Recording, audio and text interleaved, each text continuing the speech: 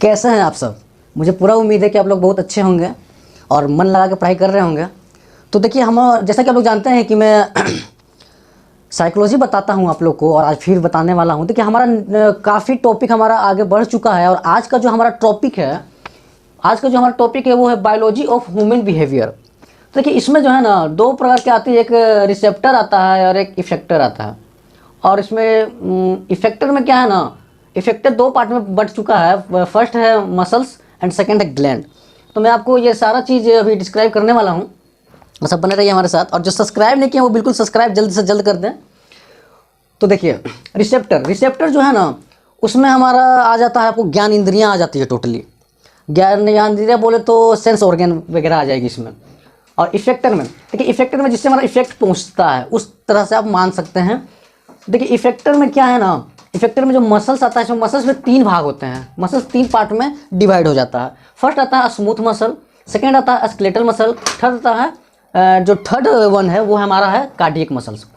इसमें क्या है ना, देखिए स्मूथ मसल, देखिए नाम से ही आपको थोड़ा सा अनुभव हो रहा होगा। स्मूथ मतलब सॉफ्ट होगा, थोड़ा सा आपको नाम से ही पता चल रहा है, ज़्यादा सॉफ्टलेस होगा, सॉफ्ट टाइप की होगी। तो ये हमारा, ये कहाँ पाया जाएगा हमारा बोले तो ये हमारा पाया जाएगा बॉडी में, जेनाइटल ऑर्गन वगैरह में हमारा स्मूथ मसल पाया जाएगा। स्केलेटल मसल, देखिए स्केलेटल मसल, स्केलेटल से ही आपको थोड़ा सा इंडिकेट हो रहा होगा। स्केलेटल बोले तो बोन से रिलेटेड है, हमारा जो स्ट्रक्चर बनाता है, बॉडी को स्ट्रक्चर बनाता है। तो स्केलेटल मसल्स आपको, इससे भी आपको हल्का फुल्का इंडिकेट हो ही रहा है कि ये बोन से सटा हो रहेगा। जो बोन के करीब जो मसल्स होते हैं वो मसल को हम स्केलेटल मसल कहते हैं। अब ये दोनों में एक चीज़ और है, देखिए स्मूथ मसल जो है ना, स्मूथ मसल्स जो है वो हमारा इनवॉलेंट्री होता है। स्मूथ मसल्स हमारा इनवॉलेंट्री होता है और स्केलेटल मसल हमारा वॉलेंट्री होता है। देखिए, अब मैं आपको बता देता हूँ इनवॉलेंट्री और वॉलेंट्री मतलब क्या होता है। देखिए, वॉलेंट्री मसल्स जो होता है वो आपकी इच्छा के अनुसार मूवमेंट करेगा और जिससे अटैच है उसको मूवमेंट करवाएगा। और इनवॉलेंट्री मसल जो होता है वो आपकी परमिशन की आवश्यकता नहीं है, उसको वो आपके बिना परमिशन का ही भी वो मूवमेंट कर सकता है। तो ये देखिए, स्मूथ मसल जो जेनाइटल ऑर्गन वगैरह और यहाँ पे आई वगैरह में भी आपको मिलेगा देखने को।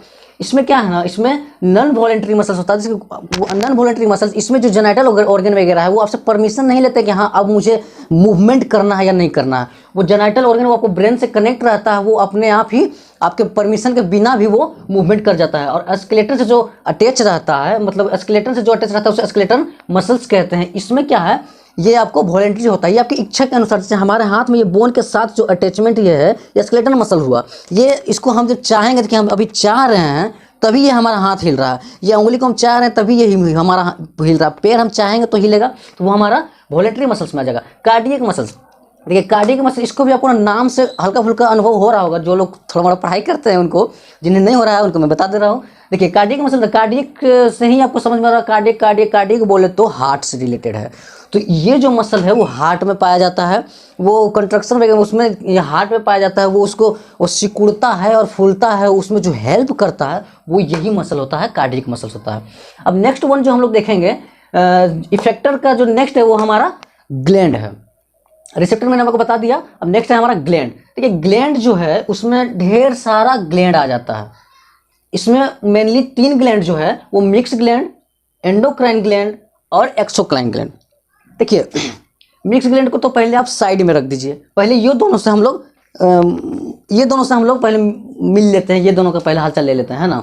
देखिए इसमें क्या है ना, एंडोक्राइन ग्लैंड, इससे आपको नाम से कुछ ऐसा फील हो रहा है, आप अपने से गेस कीजिए कि आखिर इसमें क्या होता होगा, किस टाइप के इसमें ग्लैंड पाए जाते हैं। और एक्सोक्राइन, देखिए इंडोक्राइन ग्लैंड जो है वो डक्टलेस होता है, इसमें डक्ट नहीं पाया जाता है। एंडोक्राइन ग्लैंड जो होता है वो डक्टलेस होता है, उसमें डक्ट नहीं होता है। अब डक्ट मतलब आप लोग समझ रहे हैं कि मुझे बताना होगा। देखिए डक्ट क्या होता है ना, वो एक वायर, एक पाइप के जैसा होता है जो उससे कनेक्ट होकर एक जगह से दूसरी जगह पहुंचाता है। जैसे एक्सोक्राइन ग्लैंड होता है, ये डक्ट के द्वारा एक जगह से दूसरी जगह जाती है। जैसे इसमें से जो, और आपको ये ना, इसमें जो है ना, उसमें हार्मोन रिलीज होता है, और हार्मोन इसमें भी होता है, इसमें एंजाइम भी रिलीज होता है। इसमें एक्सोक्राइन में एंजाइम भी रिलीज होता है और ये डक्ट के थ्रू ऑर्गन तक पहुंचता है, और ये डक्टलेस होता है। देखिए डक्टलेस में काफ़ी सारे ग्लैंड्स आते हैं, उसमें से पिट्यूटरी ग्लैंड है, थायराइड ग्लैंड है, पाराथायराइड है, पिनियल है, एड्रीनल है, थाइमस है, टेस्टिस है, ओवरी है।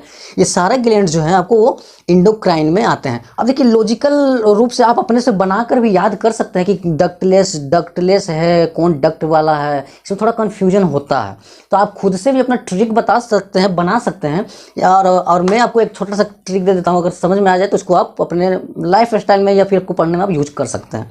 देखिए एक्सोक्राइन ग्लैंड, देखिए एक्सो बोले तो नाम से ही आपको लग रहा है, एक्सो बोले तो बाहर, तो बाहर से जो पाइप के द्वारा या वायर के द्वारा जो कनेक्शन बनाएगा, जो एंजाइम वगैरह को, हार्मोन वगैरह को इधर से उधर ट्रांसफर करेगा, एक्सो बाहर से आएगा, तो पाइप द्वारा आएगा, वायर द्वारा आएगा। तो बाहर से जो आएगा वो एक्सोक्राइन ग्लैंड का होगा और वो पाइप या डक्ट से ट्रांसफर होगा। देखिए पाइप और वायर में यूज कर रहा हूँ सिर्फ आपको समझाने के लिए, आपको इस तरह करके एग्जाम वगैरह में नहीं लिखना है, नोट्स वगैरह में नहीं लिखना है। और आपको डिस्क्रिप्शन में सारा नोट्स मिल जाएगा। और आपको मैं समझाने के लिए वायर और पाइप का एग्जाम्पल इसलिए दे रहा हूँ ताकि आपकी माइंड में जल्दी से समझ में आए, आपको उससे लिखना नहीं है, आप डक्ट ही यूज करेंगे। तो ये डक्ट के थ्रू जाता है, जिसमें आपको स्वेट ग्लैंड आ जाएगा, लेक्रिमल ग्लैंड आ जाएगा, गैस्ट्रिक आ जाएगा या लीवर आ जाएगा। और अगला आया हमारा मिक्स ग्लैंड। मिक्स ग्लैंड जो है ना, आपको मिक्स से आपको समझ में आ गया होगा। हमको लगता है कि बताने की अब अभी आवश्यकता नहीं है कि मिक्स ग्लैंड में क्या होता है। जी हाँ, बिल्कुल सही पकड़े हो। मिक्स ग्लैंड में क्या है ना, इसमें एंडोक्राइन और एक्सोक्राइन दोनों का इंक्लूडिंग होता है। इसमें डक्ट भी होती है और डक्टलेस भी होता है। ये डक्ट के थ्रू भी काम करता है, एंजाइम वगैरह हार्मोन वगैरह को रिलीज करता है, और डक्टलेस भी होता है उसके बिना भी। देखिए डक्टलेस का मीनिंग अगर ऐसा देखा जाए तो ये डायरेक्ट जो है ना, वो हार्मोन जो निकलेगी वो डायरेक्ट ब्लड में इंक्लूड कर जाता है। वो जैसे यहाँ से रिलीज होते के साथ डायरेक्ट वो ब्लड में मिल जाता है, उससे कोई वायर या पाइप की आवश्यकता नहीं है मिलने के लिए। और ये जो है एक्सोग्लैंड में स्वेट ग्लैंड किसे बोलते हैं, पसीना जो आती है वो स्वेट ग्लैंड से होती है। लेक्रिमल ग्लैंड आंसू आती है, लेक्रिमल देखिए लेक्रिमल आंसू कहीं और से तो नहीं निकल जाएगी, यहीं से निकलेगी, आंख से निकलती है लेक्रिमल ग्लैंड। लेक्रिमल हमारे आंख में जो आंसू जो आती है वो कहाँ से आती है, लेक्रिमल ग्लैंड से ही आती है। और इसमें भी आपको दो होते हैं ग्लैंड, एक खुशी के आंसू आती हैं वो कोई और ग्लैंड से आती है, और गम के जो आंसू होते हैं वो कोई और ग्लैंड से आते हैं। ऐसा नहीं कि खुशी हो चाहे गम हो एक ही ग्लैंड से दोनों आंसू आते हैं, ऐसा नहीं है। खुशी के आंसू कुछ और गम के आंसू कुछ और होते हैं, दोनों अलग अलग ग्लैंड से आते हैं, लेकिन लेक्रिमल ग्लैंड कहते हैं जिससे हमारे आंखों से आंसू निकलते हैं। आंसू बोले तो जो रोना धोना वगैरह होता है।